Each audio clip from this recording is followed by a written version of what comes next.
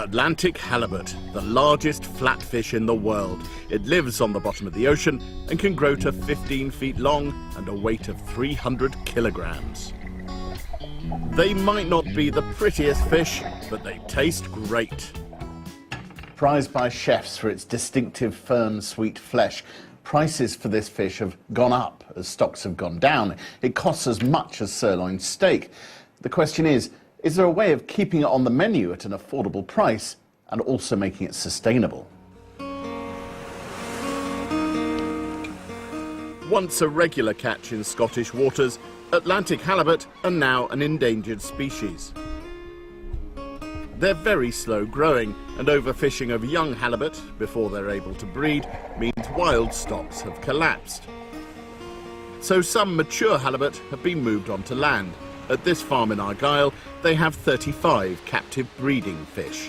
Once upon a time, there was 8,000 tons of wild fish swimming about the North Atlantic. If you take away the broodstock, you're going to take away the species. Once a year, the female's eggs are quickly but gently massaged out by the experts here, up to 350,000 per fish. But halibut are difficult to farm, and even in captivity, survival rates are very low. Starting with a lot of eggs here, but very few make it to being a juvenile halibut. Talking about 0.5%, half a percent will make it to being a little halibut. Once fertilized, the eggs are transferred to darkened seawater tanks, replicating the conditions at the bottom of the ocean. Can we have a look? Yeah, we'll have a look. Ready? So if I shine your torch. Oh! Yeah. And it's like little dots. They're all yolk sac and a tiny little body. It's a tricky business breeding halibut, isn't it? It's a tricky business.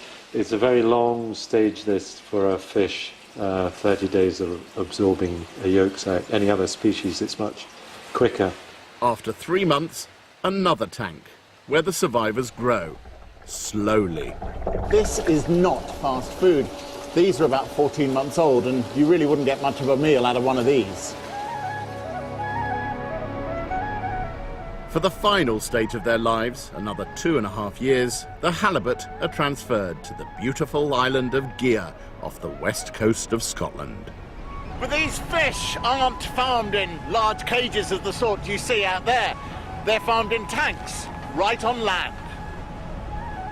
This is the only onshore halibut farm in the UK and looks like an industrial installation. In each one of these tanks, there's about 7,000. So we'll take 7,000 fish up to 4 kilos, so you'll have 28 tons of halibut. Some people might think that this is a slightly less romantic image of fish and farming than they might have expected. No, this is farming, and it's the only way people are going to be able to sit down and enjoy halibut in the future. Although onshore fish farms are expensive to build and run, it's harder for fish to escape than from sea cages. And Alistair's never had to use chemicals or pesticides to control parasites on his halibut. The Marine Conservation Society has given farmed halibut a high sustainability rating. So could land farms be used for larger numbers of fish? I don't think so. It's only going to suit the sort of the top end, the high value species like halibut. To do large volumes of lower value fish, it just wouldn't be economic. So farming for fish like salmon is likely to stay at sea. But the Marine Conservation Society does want to see more onshore farms for other species. Gigha Halibut Farm produces 100 tons of fish every year.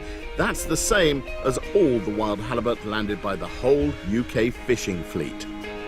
This method of farming may not satisfy our entire appetite for fish, but it is taking pressure off wild halibut stocks and keeping this gorgeous fish on our menus. Go on.